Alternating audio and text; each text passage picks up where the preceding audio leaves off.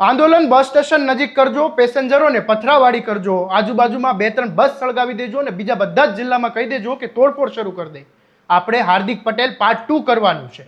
ગુજરાતમાં આંદોલનની આડમાં ગુજરાતને ભડકે બળવાની તૈયારી હતી. શું ગાંધીનગરમાં આંદોલન થવાનું હતું કે ખરેખર વિદ્યાર્થીઓના હકની લડાઈ હતી કે પછી તેની આડફાડમાં તોડફોડ અને આગચંપી અશાંતિ ફેલાવવાનો કોઈ પ્લાન ઘડાઈ રહ્યો હતો? આ સવાલો એટલા માટે ઊભા થાય છે કારણ કે આપના ગાંધીનગરના આંદોલન પહેલા એક કથિત ઓડિયો ક્લિપ વાયરલ થઈ છે, જેમાં બસ સ્ટોપ સળગાવવાથી લઈને અલગ અલગ જિલ્લાઓમાં તોડફોડ કરવા સુધીની ચોંકાવનારી વાતો સંભળાવતી હોવાનો દાવો કરવામાં આવી રહ્યો છે. એટલું જ નહીં, લાકડી ખાવાની તૈયારી રાખજો અને કહેજો પોલીસવાળાને, પછી મારે પહેલા આપણે લોકો જ મારશું, તેવી વાતો પણ કરવામાં આવી છે આ કથિત ઓડિયોમાં. જો આ ઓડિયો સાચો સાબિત થાય તો સવાલ માત્ર એક રાજકીય પક્ષનો નથી, સવાલ એ યુવાનોના હકની લડાઈના નામે તેમને રાજકીય ખેલના હાથા બનાવવાની તૈયારી હતી. જો કે અહીં સ્પષ્ટ કરી દઈએ કે આ સ્વમાન આ વાયરલ ઓડિયોની સત્યતામાં કેટલી સત્યતા છે તેની પુષ્ટિ કરતું નથી. આ ઓડિયો સાચો છે, બનાવટી છે, એડિટ છે, એ તપાસનો વિષય છે, પરંતુ આ કથિત ઓડિયોમાં આખરે શું ગાંધીનગરમાં આંદોલન પહેલા જ રાજકીય ગરમાવો વધાવી દીધું છે? આવો વિગતે વાત કરીએ. શું છે સમગ્ર મામલો આ અહેવાલમાં? નીટ પેપર લીકના મુદ્દે દેશભરમાં વિદ્યાર્થીઓનો રોષ જોવા મળી રહ્યો હતો. ગુજરાતમાં પણ આ મુદ્દે રાજકીય વિરોધ શરૂ થયો હતો. આ દરમિયાન આમ આદમી પાર્ટી દ્વારા ગાંધીનગરમાં આયોજિત વિરોધ પ્રદર્શનને લઈને એક કથિત ઓડિયો ક્લિપ વાયરલ થઈ છે, જેણે સમગ્ર આંદોલનને લઈને એક ગંભીર સવાલો ઊભા કર્યા છે. વાયરલ થઈ રહેલી આ ઓડિયો ક્લિપમાં એક વ્યક્તિ દ્વારા ગાંધીનગરની છાવણી નજીક આવેલા બસ સ્ટોપને સળગાવવાની વાત કથિત રીતે કરવામાં આવી છે. એટલું જ નહીં, અલગ અલગ જિલ્લાઓમાં તોડફોડ કરવા અંગે પણ સૂચનાઓ આપવામાં આવતી હોવાનું આ ઓડિયોમાં સાંભળવા મળે છે.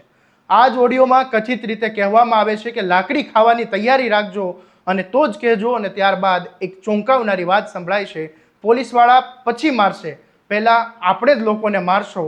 જો આ ઓડિયો અસલી છે અને તેનો સંદર્ભ પણ એવો જ છે તેવો દાવો કરવામાં આવી રહ્યો હોય તો આ માત્ર એક રાજકીય વિવાદનો વિષય નથી રહેતો, કારણ કે લોકશાહીમાં સરકાર સામે વિરોધ કરવાનો દરેક નાગરિક અને રાજકીય પક્ષનો અધિકાર છે, પરંતુ જાહેર સંપત્તિને નુકસાન પહોંચાડવું, તોડફોડ કરવી કે હિંસા કરવી, લોકોને તૈયાર કરવા જેવી બાબતો એ લોકશાહીનો વિરોધ ન કહી શકાય. સાંભળો આ ઓડિયો ક્લિપમાં શું છે. સમજો છાવણીથી નજીકનું બસ સ્ટોપ નહીં પકડતા, ત્યારે પોલીસવાળા છે, કંઈક દૂર મેળા તો બસ સ્ટોપ ગમે તે ગોતી લ્યો અને નક્કી કરીને પીઓ મને. હા સાહેબ, નહીં કરાવું. આમ જો બસ સ્ટોપ પાસે કોઈ પેસેન્જર હોય ને તો થોડીક પાનાવાદી કરીને એને ભગાડજો પહેલા, પછી હરદાવજો. અને હમણાં અઠવાડિયું ઘર બહાર બધું ભૂલી જાજો. હા, એ તો થઈ ગઈ છે વ્યવસ્થા સાહેબ. આમ જો બાકીના જે છોકરાઓ છે ને અહીંયા છાવણીમાં રહેવા જોઈએ દિવસ ને રાત, અને જિલ્લા વાઇઝ જે છે એ બધાને કહેજો કે ત્યાં તોડફોડ ચાલુ કરે. હાર્દિક પટેલ પાર્ટ 2 ખાવો જોઈએ. નેટ બેટ બંધ થઈ જાય 2-3 દિવસ એવું કરવાનું છે આપણે. ઢીલા પડ્યા તો નહીં હાલે, સમજી લેજો. પ્રિયરાજભાઈ એને સીસીટીવી નહોતા, હવે થોડુંક અઘરું છે, પણ બને એટલું કરાવું. ભાઈ એવા બાના ન ચાલે. ટાઈમ આવે બહાર દેખાવું પડે. લાકડીઓ ખાવાની તૈયારી હોય ને તો જ કહેજો. પોલીસ વાળા પછી માસે પેલા આપણા છોકરા લાકડીઓ ઠોકવાયા અને 2-3 હોસ્પિટલ ભેગા કરવાના. આને કને હલકામાં ન લે તપે દો. ના હા, પ્રિયરાજભાઈ પછી પતિ ગયો કરાવું છું. આ વાયરલ ઓડિયોમાં સંભળાવતો અવાજ આમ આદમી પાર્ટી સાથે જોડાયેલા બ્રિજરાજસિંહ સોલંકી હોવાનો દાવો કરવામાં આવી રહ્યો છે, પરંતુ ફરી એકવાર સ્પષ્ટ કરી દઈએ કે સ્વમાન આ દાવાની પુષ્ટિ કરતું નથી. આ ઓડિયો અસલી છે, એડિટ છે, તે વાતચીતનો સંપૂર્ણ જે સંદર્ભ છે, શું ખરેખર આ અવાજ કોનો છે, આ તમામ બાબતોની સત્તાવાર અથવા ફોરેન્સિક તપાસ બાદ જ હકીકત સ્પષ્ટ થશે. પરંતુ આ કથિત ઓડિયો સામે આવ્યા બાદ કેટલાક સવાલો ચોક્કસથી ઊભા થયા છે. નીટ પેપર લીક સામેનો મુદ્દો લાખો વિદ્યાર્થીઓના ભવિષ્યનો છે, પરંતુ પરીક્ષાની પારદર્શિતા અને વિદ્યાર્થીઓને ન્યાય મળે આ એની લડાઈ છે. તો પછી આવા ગંભીર મુદ્દાઓમાં જો હિંસા, તોડફોડની વાત થાય તો સૌથી મોટું નુકસાન કોને થશે? રાજકીય નેતાઓ, રસ્તા પર ઉતરેલા યુવાનોને, કે કારણ કે તોડફોડ, આગચપ્પીની ઘટના બંનેમાં પોલીસ કાર્યવાહી થાય અને ગુનો નોંધાય તો તેની કાયદાકીય અસર રસ્તા પર રહેલા યુવાનોના ભવિષ્ય પર જ પડી શકે છે. એટલે જો કોઈ રાજકીય હેતુ માટે યુવાનોને હિંસક પ્રવૃત્તિ તરફ દોરવાનો પ્રયાસ કરતું હોય તો તેની નિષ્પક્ષ તપાસ થવી એ ખૂબ જ જરૂરી છે. સાથે જ એટલું જ મહત્વનું છે કે આ માત્ર વાયરલ ઓડિયોના આધારે કોઈ વ્યક્તિને દોષિત જાહેર ન કરી દેવામાં આવે, કારણ કે આજના સમયમાં ઓડિયો એડિટ અને AI દ્વારા અવાજની નકલ કરવાની ટેકનોલોજી ખૂબ સરળથી ઉપલબ્ધ છે.